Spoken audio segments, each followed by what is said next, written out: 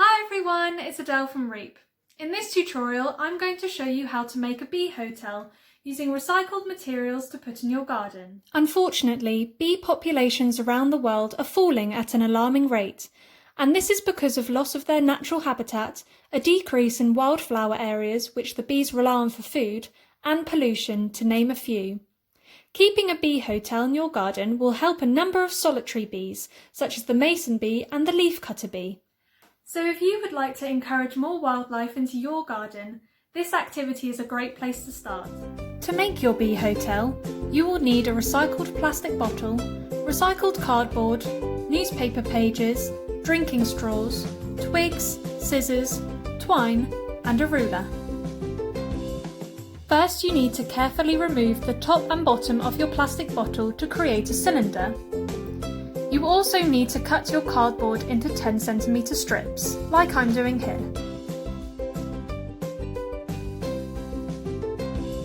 Take your ruler and measure the length of your plastic cylinder.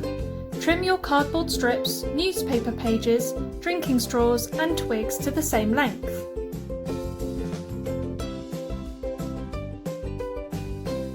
Roll your newspaper into thin tubes which are slightly larger than your drinking straws.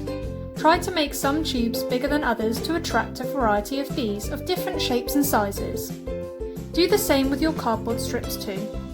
Take all of your loose materials and pack them tightly into your plastic cylinder so they can't slide around.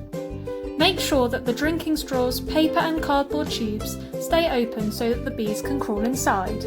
Cut a length of twine and wrap it around your bee hotel a few times, then tie it tightly in a double knot to secure the materials inside and stop them from falling out. Attach a second length of twine to your bee hotel so that you can hang it in your garden. Hang your bee hotel in a sunny spot in your garden facing towards the sun.